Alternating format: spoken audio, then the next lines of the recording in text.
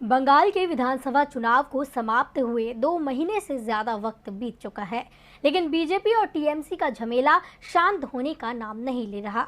बंगाल में चुनाव के दौरान शुरू हुई बीजेपी और टीएमसी नेताओं की आपसी बयानबाजी 2 महीने बाद भी शांत होते नहीं दिख रही है।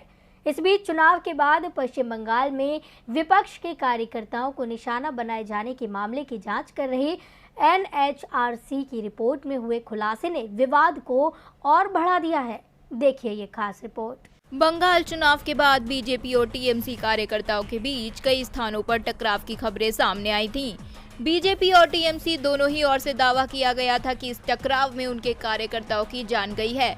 कलकत्ता हाईकोर्ट के आदेश पर नेशनल ह्यूमन राइट कमीशन ने इसकी जांच शुरू की और जांच पूरी होने के बाद अपनी रिपोर्ट कोर्ट को सौंप दी है, लेकिन कोर्ट को रिपोर्ट मिले इससे पहले ही ये लीक हो गई है। लीक रिपोर्ट में दावा किया गया है कि मुख्यमंत्री ममता बनर्जी और टीएमसी के लोगों ने बंगाल की स्थिति को बिगड़ने दिया। रिपोर्ट में बंगाल की कानून व्यवस्था को बदतर बताया गया है। साथ ही विपक्षी कार्यकर्ता और उनके साथ हुई घटनाओं की जांच सीबीआई से कराने की सिफारिश की गई है। इसके साथ ही सभी मामलों की सुनवाई राज्य से बाहर करने का सुझाव भी दिए हैं। रिपोर्ट में बंगाल सरकार पर सवाल उठाए गए हैं। इधर पश्चिम बंगाल की सीएम ममता बनर्जी ने रिपोर्ट पर ही सवाल खड़े कर दिए हैं।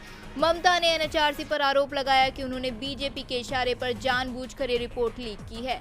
सीएम ने इसे बीजेपी की ओछी राजनीति करार दिया। ममता ने कहा कि बीजेपी बंगाल की छवि खराब करने के लिए जांच एजेंसियों का सहारा ले रही है, जिससे उसकी गंदी राजनीति दिखाई दे रही है। साथ ही ममता ने एनएचआरसी पर अदालत का अपमान करने का भी आरोप लगाया।